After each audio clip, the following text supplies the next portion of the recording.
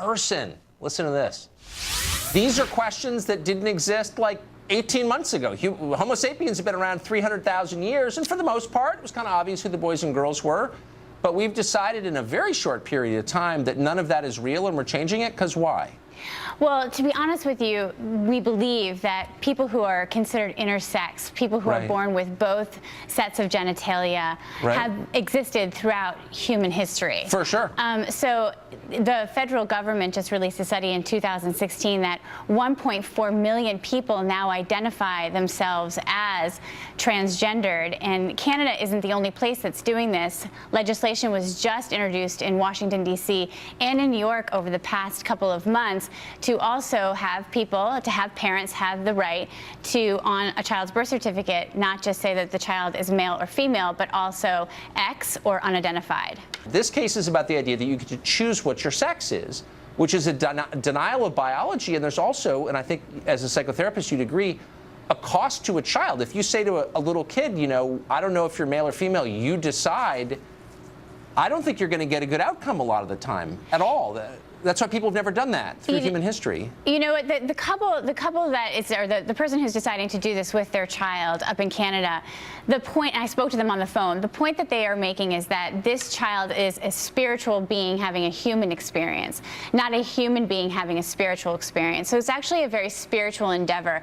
And what it's saying is that let's just let the child be a child, and eventually the child will decide what it wants to be, how much it wants to identify as a boy or how much it wants to identify as a girl. But you can't actually decide, and I'm for choice, and there are a lot of biological realities that I'm sad about, that I would change about no, I'm sincere, that I would change about myself, and so I'm not attacking anybody, but don't you think that biological reality matters, and lying to kids and telling them, you know, actually you could be 6'7", or you could have blue eyes instead of brown, or whatever. I mean, those are lies, and it's never a good idea to lie to kids, is it? I don't think it's a lie. I think it's actually giving children more information at a younger age than we traditionally have, right? So it's like, I'm going to give a comparison. It's like raising a child to not assume that they're heterosexual, right? The way I've raised my children is to say, like, I don't know what they're going to be, and I'm not just going to assume that they're gay or they're straight. I just give them lots of information, expose them to lots of people. There's a difference here, because whereas, you know, we don't know a lot about the biology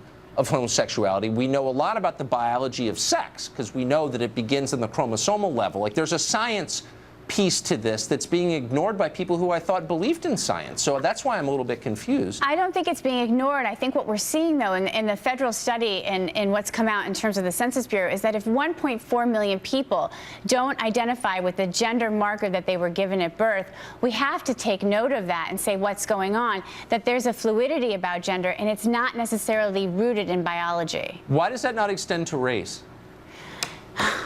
Tell me what you mean by that. You're going to have to explain that one to me. If I can say I'm a woman, why can't I say I'm a Chinese woman and be taken every bit as seriously? And I'm not mocking you. I'm making a sincere point, and it's a sincere question. What's the difference?